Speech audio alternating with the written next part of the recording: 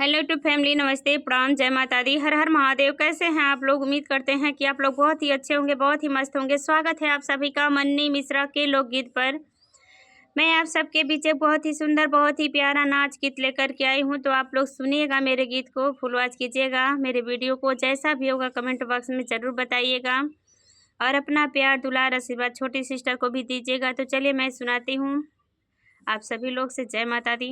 तो चलिए, अभी गलत सही नहीं है क्योंकि तबीयत सही नहीं हुआ, फिर भी कोशिश करती हूँ सुनाने के लिए अच्छे से। तो मेरे वीडियो में आप लोग बने रहिए।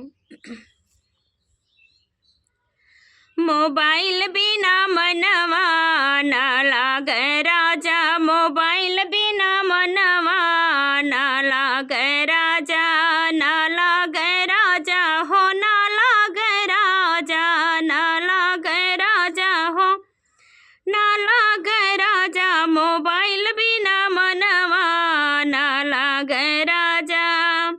अरे सासु बिना लागे, ससुर बिना लागे, सासु बिना लागे, ससुर बिना लागे, देवर बिना मनवा ना लागे राजा, देवर बिना मनवा ना लागे राजा, मोबाइल बिना मनवा ना लागे राजा, मोबाइल बिना मनवा ना लागे राजा।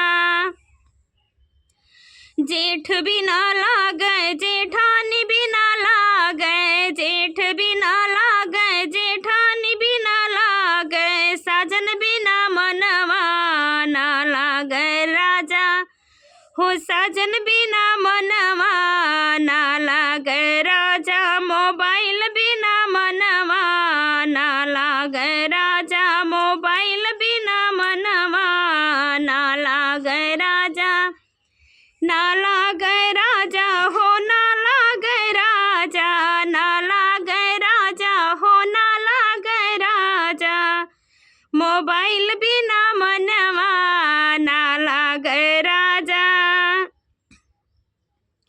पड़ोसिन बिना लागे, सौतिनिया बिना लागे, पड़ोसी बिना लागे, सौतिनिया बिना लागे,